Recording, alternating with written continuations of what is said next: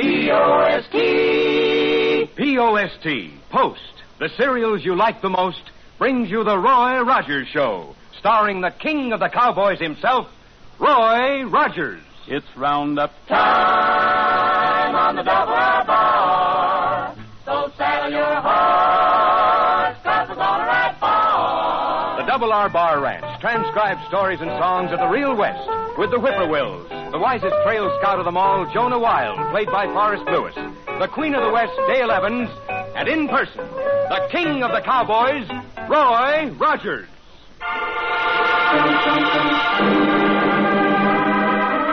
Well, howdy, folks. This is Roy Rogers. Buckaroos, aren't you glad now that you got your mom to put Post cereals on the shelf? You just bet you are. And take my word for it, anything bearing the brand name Post is good. Well, sir, we're on the alert out here in Paradise Valley, Buckaroos. Somebody's been passing a lot of counterfeit money. And it's mighty serious to a man when he finds the money he's earned and needs is counterfeit. We're after the counterfeiters, and we're going to get them before we're through.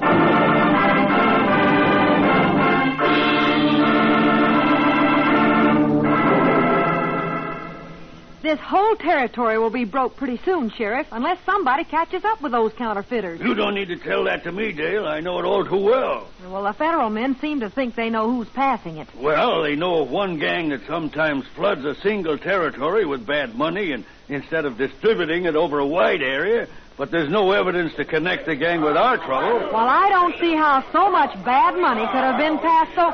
Hey, listen. Trouble. Sounds like a fight. Coming from across the street, Dick Wiley's place. I'll see you later, Dale. Listen, there's some bad hombres hang out at Wiley's place, Sheriff. That's why I'm going over. Roy and Jonah are over at the blacksmith shop. I'll go get them. You may need some help.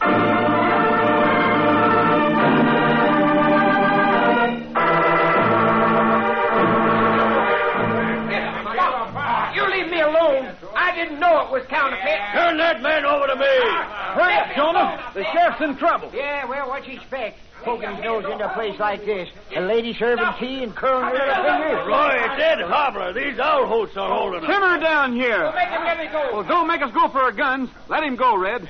Hobbler, walk this way toward us. Yeah. Say, Sheriff, why don't you get a job guarding silverware at a high society wedding or something? Then you wouldn't run into this rough stuff. Over here, Ed. I would if I knew for certain I wouldn't meet a spavined ex-private from General T.K. Rowe's army. Well, that is it. Now, don't you call me sparing. Hold it, Jonah. Well, I got as smooth a pair of hocks as there is in the country. And as pretty, too. All right, Ed. I wanted to pay a debt I owed Dick Wiley. I didn't know the money I gave him was counterfeit. Move on outside, Ed. I defy anybody to find a spavined on my hocks. I say anybody. Take Ed to your office, Sheriff. Jonah and I will back through this door behind you and see that there's no interference. The law has to handle men trying to pass bad money, not owl hoots.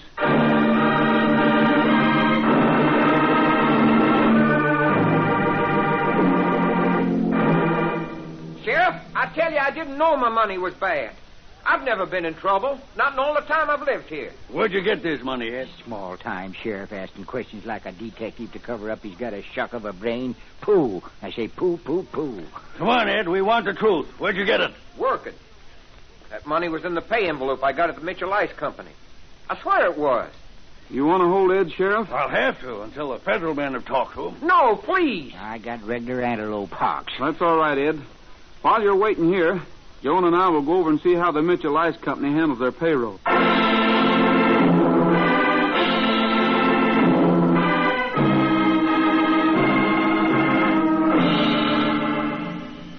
Rogers, nobody in the world has got a right to ask me how I handle my payroll. I absolutely refuse to answer. Roy, this feller may have to be put with the awkward squad. There's the door. Come back again when you want to do business, but not ask questions. Okay, Jim. You can expect a visit from the federal men before the day's over. Come on, Jonah. Yeah. Well, confidentially, Roy, I think I seen this feller fighting on the side of the Indians in the Battle of Crow Canyon. Wait a minute, Rogers. What was that you said about federal men? Ed Hobler claims he got counterfeit money in his pay envelope. That's impossible. Only one man besides myself has access to the money, Milt Keebler. And he's been with my company for almost 16 years. Would you mind sending for Milt now so we can talk to him? Well, he's not here. Milt's in Squaw Creek. Getting money for this week's payroll, huh? Well, yes. That's what he's doing. I wonder if... Say, Jim, as a businessman, you're as anxious to trace this counterfeit as we are. Would you mind if we wait here until Milt gets back so we can have a look at the money he brings for the payroll? All right, Rogers. I don't like it, but I guess your plan is best. Me spavined. Well, thanks, Jim.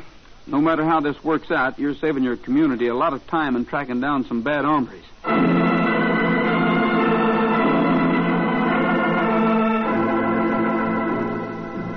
As Roy and Jonah wait in Jim Mitchell's office, a lone horseman is riding toward Mineral City from Squaw Creek.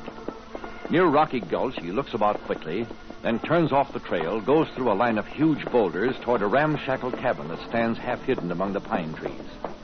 There, the man stops his horse, dismounts, and looks about. He's tense. His eyes scan the country from every side. Rocks, trees, shadows, and then, satisfied, he takes a leather bag from his saddle and walks toward the cabin. A quality of intense fear is on his face. He keeps looking over his shoulder as though afraid of being followed. He reaches the cabin, pushes the door open, then waits while his eyes grow accustomed to the dark interior. A voice comes to him. Come on in. I've been waiting for you, Milt. Milt. The horseman is Milt Keebler. The leather bag must contain the Mitchell Ice Company payroll. Milt steps inside the cabin and closes the door. What's the matter, Milt?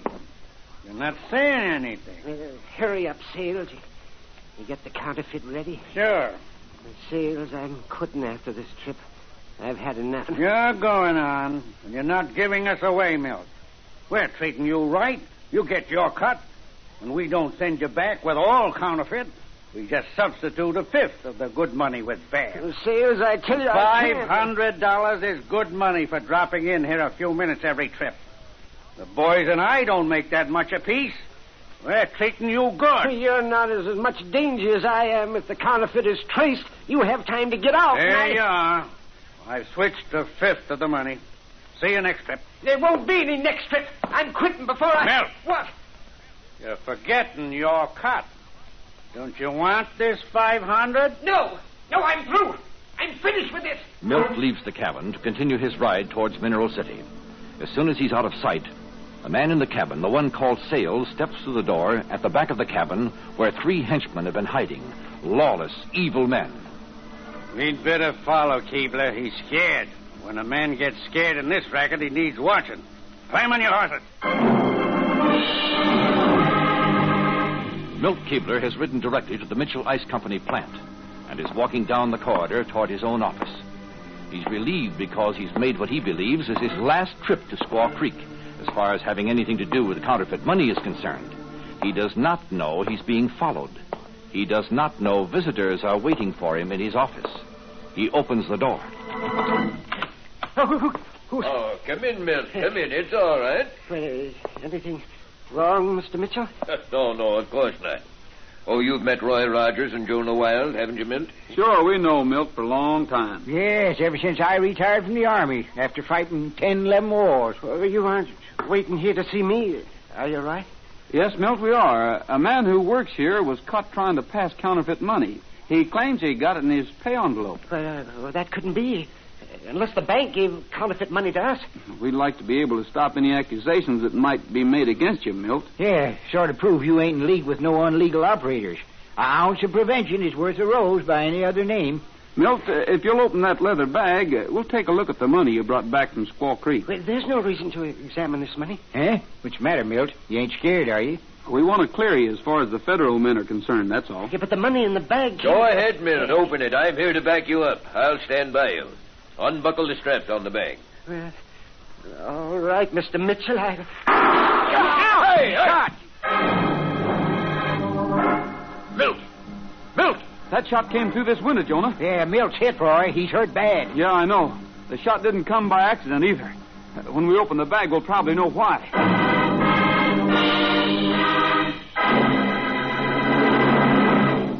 Here's exciting news for all you buckaroos. It's news of that thrilling and popular club, the Roy Rogers Writers Club. I know each and every one of you will want to join up right away.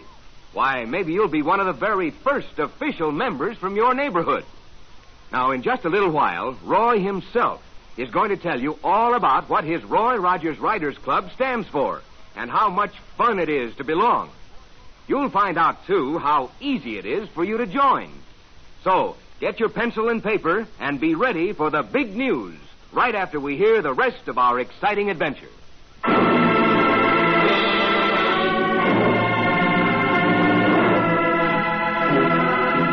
The only clue as to how Paradise Valley is being flooded with counterfeit money came when Ed Hobler was caught trying to pass some and claimed he got it in his pay envelope at the Mitchell Ice Company.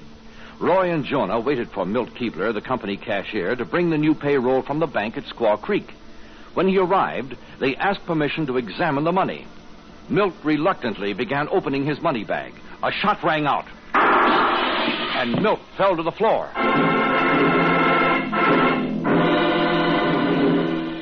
The shot came through this window, but there's nobody on the street, nobody at all. Must have been done by a sharpshooter, Roy. Milt. Roy, come here. Milt's still alive. He's trying to say something. What is it, Milt? What do you want us to know? What? Say it again, Milt.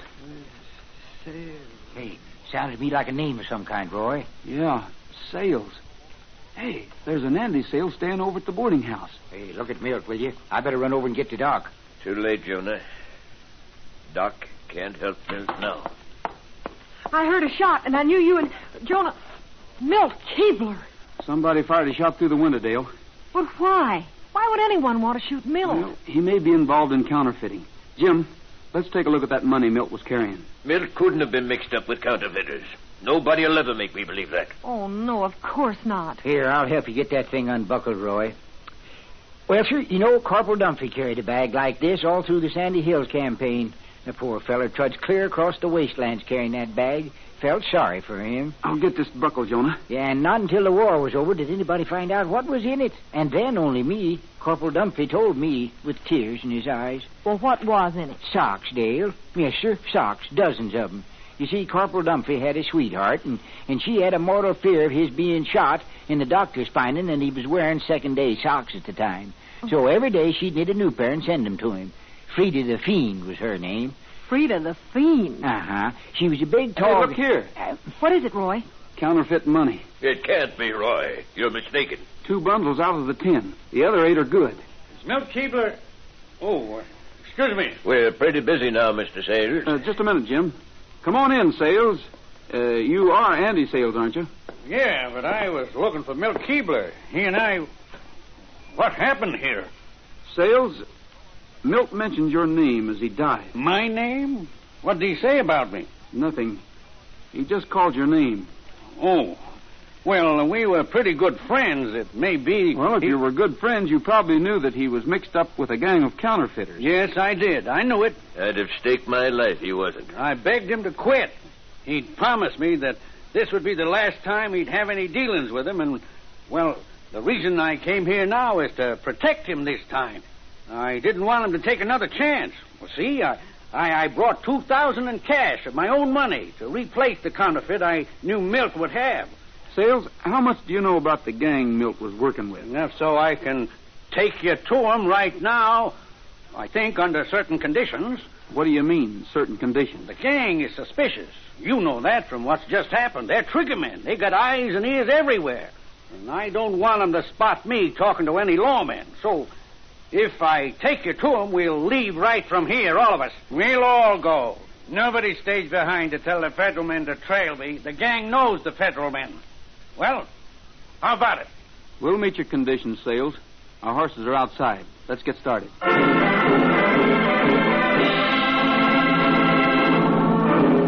Andy Sales' twisted, scheming brain has sized up the situation well. These 4, Roy, Dale, Jonah, and Jim Mitchell, are the only people who know Milt Keebler was killed in connection with the counterfeiters. They must be led away, disposed of in such a manner that they can never tell what they know. Then there will be no evidence, for Sales gathered up the counterfeit bills when he replaced them with the good money from his own pocket. Now Sales is leading them along the trail to Squaw Creek. They're nearing Rocky Gulch. Hey, Sales, just a minute. What's the matter? Pull up your horses. We're stopping here. Oh, Titus. Easy, Buttermilk. Oh, boy. Oh. Anything wrong, Rogers? Yeah, considerable. You're not backing down, are you?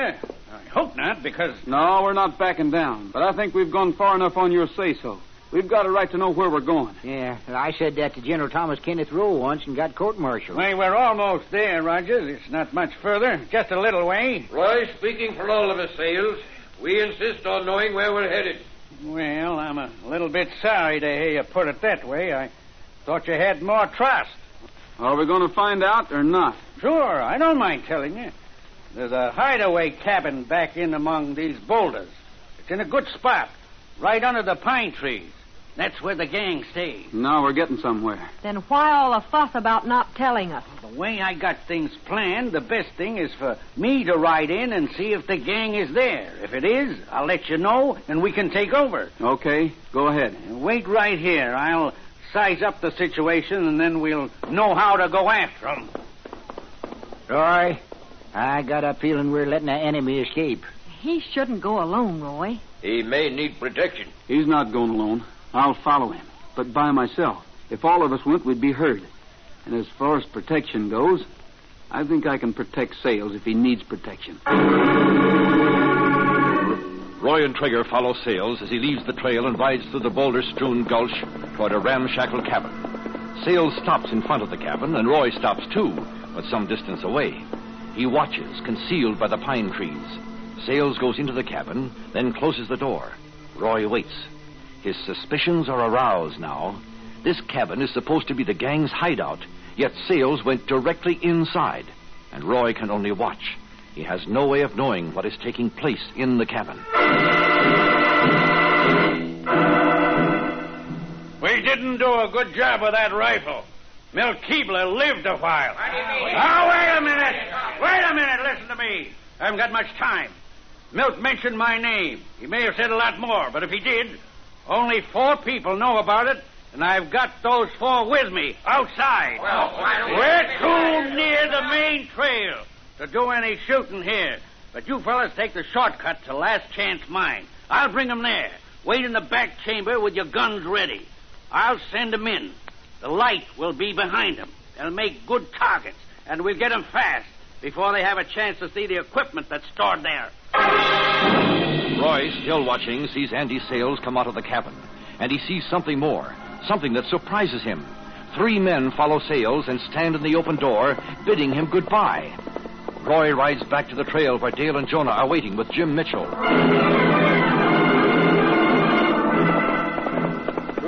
Whoa, Trigger. Easy, fella. What is it, Roy? Hey, something wrong? Hey, what'd you find out, Rogers? Dale, you'd better head for town. The gang's in that cabin. Get the sheriff and tell him to pick up the federal men and ride out here. Maybe you'd better bring Bullet, too. The gang didn't get Sales? I think he's in league with them. I'll bring a posse back right away.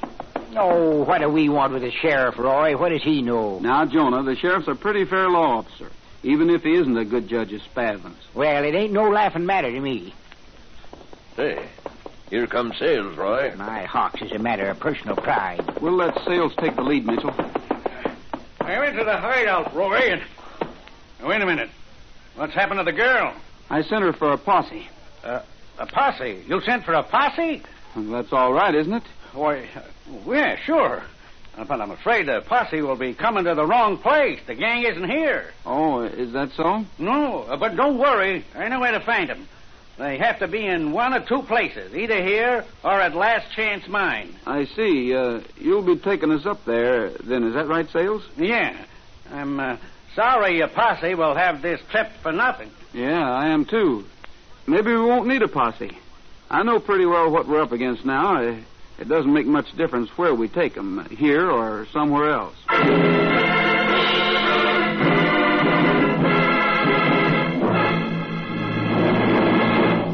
Have you got that pencil and paper ready?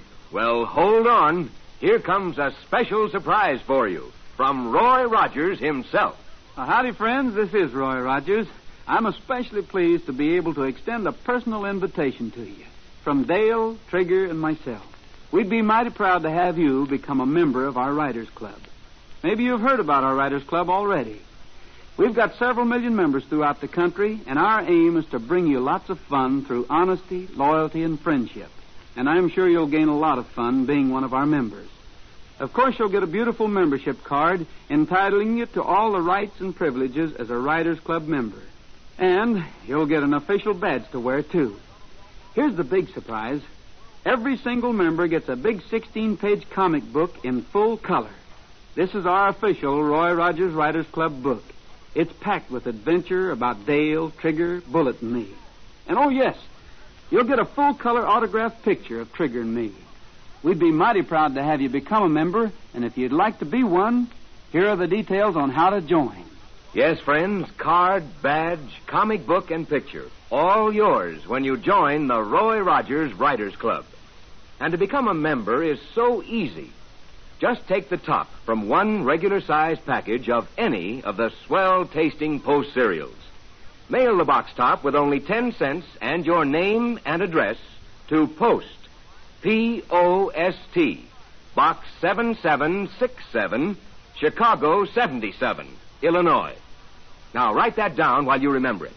That's Post, Box 7767, Chicago 77, Illinois. That's all there is to it.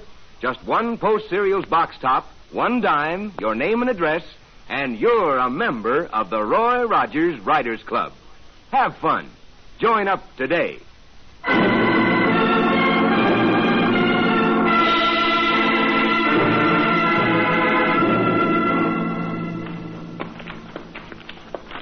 Been a long time since I was in the last chance mine. The back chamber, Roy. No, this is no place for a cavalry soldier. It's dark. I can't see the plague-tagged rocks. I'm twisting my ankles every which way. I agree with you perfectly, Jonah. And further, I might bruise my hocks. And then a spavin would develop. There's a fire door. The hideout is just back of it. Even in the almost total darkness of the tunnel, the outlines of the fire door can be seen. Roy studies it a minute, unknowing that it hides 3 men, guns in hand, ready to kill. All right, Sales. You said you knew how to open the door. The latch. Raise it. That trips a bar inside. Go ahead. We're ready. You do it, Roy. Open the door, I said. All right. I can't, Roy. Here, you... What are you backing up against the wall for? Right. I know you're tricking us, Sales. I saw you talking with the men back at Rocky Gulch. Now open that door. I can't open it. I can't. I'll be killed if I do. That's what I thought. But we'll still get this gang. Here, Jim. Hold our double-crossing friend. Keep back out of the way, Jonah. You ain't going to open the door yourself, Roy. I sure am. Fast like this. Hold it, Jonah. Don't shoot back, darn sneaks. Come on. We're moving in on them. Making no sound, Roy and Jonah creep into the black chamber of the mine, moving only an inch or two at a time, but getting nearer, nearer. A slip now, the slightest noise, and death would be sure and quick. Roy and Jonah are in the chamber with the killers, close to them, almost touching. All right, Jonah, let's take them. Roy and Jonah leap to their feet, striking out fast. The startled killers cry out in alarm, their voices giving Roy and Jonah their locations. One goes down. Another. And a third. The killers are through. Strike a match, Jonah, so we can see how to drag these rattlers out of here.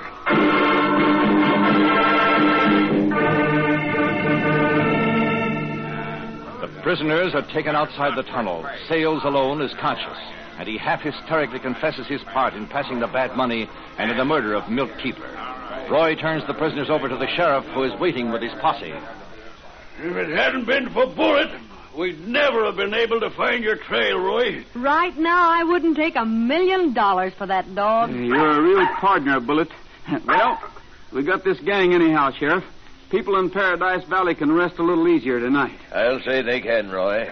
And I'm only sorry my company had to be involved, even innocently. Oh, shucks. We got our lead from your company, or our intelligence, as General Thomas Kenneth Rowe would say. There's that General T.K. Rowe again. Well, Jonah, what happened to you? Yeah, I've been in a battle, that's what. And I'm probably looking, too. One pants leg tore clean off. I should say you do look it. Jonah. Eh? Hey, your hocks are sure exposed. Yeah, well, You're all right. Come here, you tin-starred baritone. Now let Roy and Jim Mitchell hold the outlaws. I want you to examine my hocks, inch by inch, and see if you find the least sign of any spavin. Well, Them hawks is as full blossomed and as clean cut as a... Jonah, what in the world are those things? Eh? Oh, them socks. But they're made of lace. Who ever heard of lace socks? Well, nobody much. They're very rare. See, they're very rare. You see, Corporal Dumphy had too many. Frida the Fiend knitted him a pair every day, so he gave me some, and I've been well supplied ever since. But why lace? Well, 'cause Frida the Fiend knit 'em that way. You see, Frida was a fiend for fresh air, and with her, everything had to be ventilated. She had Hey, a great... Sheriff, let's get out of here. I wish I'd never come. Yeah, poor Frida. Her hat slipped down over her face one day, and she suffocated to death. Roy, I'm going to scalp him. Hold on now, Sheriff. Yes, I am. Hold on, you can't do this. Jonah's my sidekick. And besides, if you did that, Jonah would look like Slick Top Sue.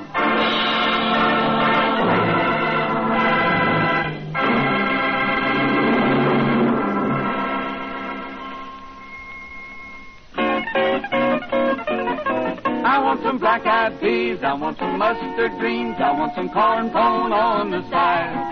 I want my chicken fried with a golden hide. San Antone, now don't you say I'm silly, 'cause I like my chili all over my scrambled eggs. I want to go to Dallas, see my cousin Alice.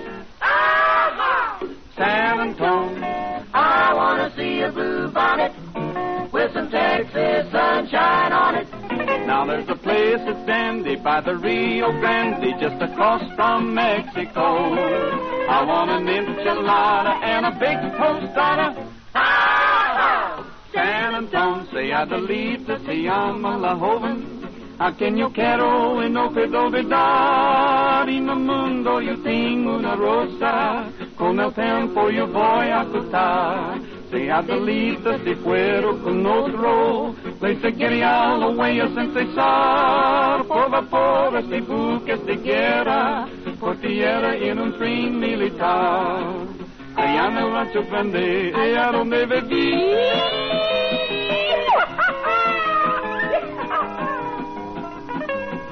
Había una rancherita que me decía, me decía, te voy a hacer tus calzones como los usa el ranchero, de los comienzos de lana y los acabos de cuero.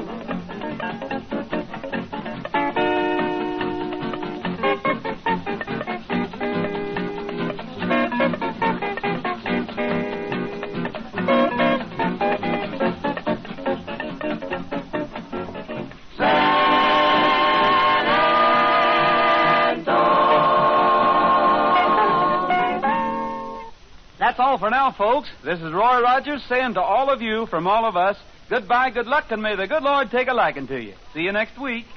Happy trails to you until we meet again. Happy trails to you.